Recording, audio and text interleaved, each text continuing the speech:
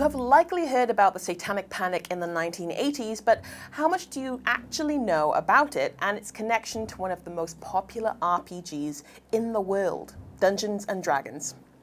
The moral panic that gripped the US and even the UK back in the 1980s in particular was sparked by more than religious conviction and lingering suspicion that can be traced all the way back to the Salem witch trials. The dawn of the glamorization of serial killers, the inbuilt fear of your own neighbors, and the eruption of conspiracy theories throughout the late 70s and early 80s are all integral parts of how the fantasy role-playing game we know and love was painted as a nefarious gateway to the occult that was tainting the minds of young people and putting them at risk. Join Dicebreaker as we break it all down for you. This is content warning for discussion of murder, suicide, depression, and mentions of child abuse. Come back and join us if and when you feel comfortable with information on those topics.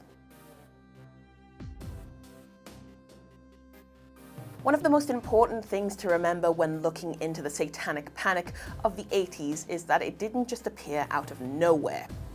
Religious groups didn't just group together and decide they were going to crusade against evil forces. No, that sounds too much like an adventuring party's mentality, actually. There was an instigator to all of this, and it was the influx of apprehended serial killers and how the news was reported within the media. To start with, in 1969, there were a string of violent crimes tied to the Manson family, most commonly referred to as a cult led by their purportedly charismatic leader, Charles Manson. Charles Manson was an American musician who led a California-based group responsible for the murders of 9 people from between July and August 1969. One of the most reported on being the murder of actress Sharon Tate and 4 guests in her home in August of that year. We won't go too in-depth into the granular details of how these murders were carried out, as we're not that kind of channel. But we can tell you that a lot of the imagery left behind led the American public to believe that the killings were ritualistic in nature. This set the scene for a disrupted America that wasn't able to see itself as wholesome anymore. Gone was the idea that the innocent were safe and secure. Anything could touch them. With the killing of this well-known actress, who also unfortunately happened to be very pregnant at the time, America fell into a dark spiral of paranoia. But was this single instance of infiltration the sole cause of the Satanic Panic? No. When the 70s arrived, so did a slew of serial killers who were infamous for either blending into the shadows or blending in amongst a crowd. Also tailing off the 60s was the activity of the still unidentified serial killer known as the Zodiac Killer. With the killer remaining on the run without apprehension and him sending out coded messages to media outlets with a signature symbol representing him, it's no wonder a lot of people at the time were skeptical of writings and iconography they didn't understand. Along with killers operating out of sight, there were killers who were in plain sight, like Ted Bundy. Using his charm and approachable looks, he was able to lure women to their demise during the 1970s. Not only was this used to bring in would-be victims, but it was used to fool the general public into thinking he was harmless and falsely accused. With this being the case, it made it all the more horrifying when what he had done was revealed, with the crimes being so ghastly that they prompted one of his own legal team, Polly Nelson, to write that he was the very definition of heartless evil. With Bundy managing to escape police custody several times while on trial, which resulted in even more murders of those who were supposed to be safe in general, but especially at that time, people were floored by the level of danger this presented. Of course, these are only a few of the killers who plagued America at the time. Others included John Wayne Gacy, son of Sam, and even over in the UK there was the Yorkshire Ripper. The 70s were rife with them. But why was that? Why was there an influx of these awful killers? There wasn't. There was a rise in coverage, because the press love a serial killer. An excellent example of how the press glorified killers is the fact that Ted Bundy's trial was the first trial ever televised, launching him into celebrity and heightening his already overinflated sense of ego. The thing is that, in some instances, serial killers are looking to improve their fragile self-esteem. When we look back at the killers/cult leaders we have mentioned previously, they have been interviewed, televised, and even when not in the public eye, they go out of their way to notify media outlets of their heinous deeds. This is not to benefit the police in actually apprehending them, it's to get them the recognition they crave. The media was really coming into its own in the 70s, and they were starting to learn that these kind of stories got the numbers, even going so far as revealing information that the public were not supposed to know about. However, it was not only the press who were exacerbating things, it was other media like books and films too. In 1969, the same year as the Manson Family killings, the Satanic Bible by Anton LaVey was published. Though the book was heavily derived from other sources, it became a very important work for the Church of Satan. This might not be a huge surprise, as the Church of Satan was established by LaVey himself in 1966, but there was now an official biblical text tied to Satanism. As well as this, the impact of both the Exorcist book and film from both 1971 and 1973 respectively cannot be understated. Many people associate William Peter Blatty's extremely successful novel with some members of the public believing that demons were real, all because the film warned audiences that it was based on a true story. This, frankly, fantastic marketing tactic, coupled with audience members crying and fainting while trying to watch the film version, resulted in enormous success for the film, but pushed America further and further over the edge of paranoia. In amongst this was the memoir Satan Seller, which was eventually debunked and discredited, but upon its release in 1972, author Mike Warnke wrote of a made-up childhood filled with satanic worship and abuse. This was only the start of a string of accusations by men who were playing on the Manson family murders by insisting that the world was being run in secret by cults just like that one. Something that all of these claims had in common was the endangerment of children, something that is important to keep in mind going forward. Between serial killers being publicized in the media and creators making money out of fanning the flames of fear, it's no wonder that all of this gave way to very real accusations of working with the occult. People committing murder en masse on the orders of someone else, people operating behind closed doors, doing things that couldn't be understood, and the desperate sense of stranger danger were things people saw all around them. And paranoid people just kept on connecting it to the occult. Previously in the video, we mentioned that there were many instances of people alleging that they were involved in satanic rituals when they were young, and that many of these stories were eventually debunked.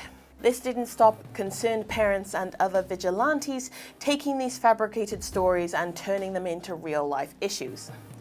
One of the most infamous instances of this was a memoir titled Michelle Remembers, published in 1980. The premise of this book was that co-author Lawrence Pasder, who was a psychologist, purported to be uncovering the repressed memories of his wife, Michelle Smith, via hypnosis. What is interesting to note here is that this memoir was debunked almost as soon as it was released. But once again, thanks to the press exacerbating and catastrophizing, the book was able to become a widespread phenomenon, leading to Pasder being seen as an expert on the subject. Many directly tied this memoir and its popularity to the instigation of the daycare panic. Before we get any further into this part of the video, we just want to say that you should always listen to children if they tell you that bad stuff is happening to them. You should listen to children in general and do your best to keep them safe. We are just laying out the facts as they currently stand. At the start of the 1980s, this sort of inquiry manifested in the form of the daycare panic, in which people became obsessed with the idea that several daycares in the US were a front for satanic rituals that were harming children. Ken Lanning, who formerly worked for the FBI, said, "The evidence wasn't there, but the allegations of satanic ritual abuse never really went away. When people get emotionally involved in an issue, common sense and reason go out the window. People believe what they want and need to believe. Several preschools were accused of misconduct across the 1980s, including, and most disastrously, McMartin Daycare in Manhattan Beach, California. To date, the trial against McMartin is the most expensive in Californian history, only to have all charges dropped against the defendants in 1990. These claims were never founded on evidence, and the accusations were sweeping and wild. They included people turning into witches and flying, flushing children down toilets, and secret underground tunnels where rituals were carried out. In fact, many people took things into their own hands and tried digging around the daycare to uncover these tunnels. Though the investigations in the 80s were not backed up by hard evidence, they ended up sending at least 26 people to jail, and one man served 20 years of a 40-year sentence that was eventually overturned. We can't completely blame the public for this massive witch hunt, as they were being told by authority figures that these accusations were real. Anna Merlin, author of Republic of Lies, American Conspiracy Theorists and Their Surprising Rise to Power, said very credible seeming people were saying, "Occult ritual abuse is all around you. We've seen it, and the signs are visible if you know how to look for it." The police were even buying into these beliefs well into the 1990s, with seminars and educational videos on how to recognize and thwart satanic cults. These were said to be run by other police officers, preachers, and born-again Christians, a lot of the latter saying they had been victims of the rituals or involved in it themselves before leaving. The combination of fear-mongering, stranger danger, the idea of keeping young people safe from malevolent forces beyond everyone's control, and more were all factors in the persecution of the wildly popular Dungeons & Dragons role-playing game. By the way, if you've made it this far into the video, thank you so much. Let us know if you like this kind of thing by liking and subscribing, and telling us what other videos like this you would love to see by writing a comment down below. Back to the video. In 1979, 16-year-old James Dallas Egbert III was discovered to be missing from his dorm at Michigan State University, and the private investigator hired by his parents believed that not only was it due to foul play, it was due to foul roleplay. He thought it was because of D&D. Unfortunately, Egbert was suffering from mental health issues and drug addiction that resulted in him taking refuge in the utility tunnels underneath the school. He ultimately took his own life in 1980, and many still believe that the cause of his untimely death was D&D. A lot of people use this hype to market themselves and their work. For example, author Rona Jane based her book called Mazes and Monsters on what happened to Egbert, which was later even turned into a film starring a young Tom Hanks in his first leading man role.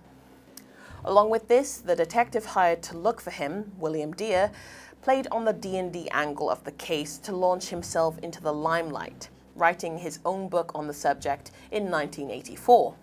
Even TSR, the publishers of D&D, saw a rise in sales following the release of Egbert's story. The first real campaign against D&D started with Patricia Pulling, however. Irving Lee Pulling was a high school student who had trouble fitting in at school, who took his own life. His mother, Patricia Pulling, was convinced that her son's death was caused by D&D. In pursuit of closure, Patricia tried to sue TSR and her son's principal, who had placed a curse upon his player character that she believed to be real shortly after her son's death. She put together a campaign called BAD, Bothered About Dungeons & Dragons, after her claims were thrown out by the court. Among other things, Pulling and BAD described D&D as a fantasy role-playing game which uses demonology, witchcraft, murder, satanic-type rituals, demon summoning, and many other defaming comments. It was called the most effective introduction to the occult in the history of man. BAD was able to put together a media campaign against D&D via conservative Christian outlets, and even appeared on 60 Minutes, a mainstream television show, to discuss their views with Gary Gygax, one of D&D's creators. BAD wasn't able to proceed without challenge though. Author Michael Stackpole published the Pulling Report, listing the numerous errors made by BAD and Pulling, and called Pulling out for her lack of legitimate credentials, having represented herself as an expert witness on games. TSR even went so far as to hire a psychologist, Joyce Brothers, who defended Dungeons & Dragons to the public, letting people know that the whole point of D&D was that good was meant to triumph over evil. But why exactly would anyone tie D&D to Satanism? Well, Reverend John Quigley of the Lakeview Full Gospel Fellowship, who gained media attention for his views concerning D&D at the time, said, "The game is an occult tool that opens up young people to influence or possession by demons," which might make you think of the Manson family and the influence Charles Manson held over his followers. A lot of the concerns over D&D were the idea that it was able to influence the young, leaving them unable to discern fantasy from reality. Religious figures likened D&D to demon worship due to the inclusion of gods in the game. It was even said that if your character died in the game, the player was likely to die via suicide, likely born from rumors based around Egbert and Pulling's passing. Because D&D was quite popular at the time, a lot of kids were playing it, and separately, some of those kids were involved in tragedy. Mary Towie was murdered by two boys in 1984 who happened to play D&D, Ron Adcox and Darren Molitor. Molitor even tried to blame D&D for his actions by complaining that he should have been allowed to enter D&D as a defense following his conviction. He said that the game had taught him to play mind games, ones that he planned to use on Mary Towie. He said that playing 3 to 5 times a week for 8 hours at a time would accustom him to violence and lure him away from God. As you can probably tell, this was a lot of scapegoating to cover for his actions. In 1988, Dungeons & Dragons was called out yet again, when player Chris Pritchard conspired to murder his stepfather and his mother over inheritance money. Though his mother survived the attack, his stepfather, Leith von Stein, was killed.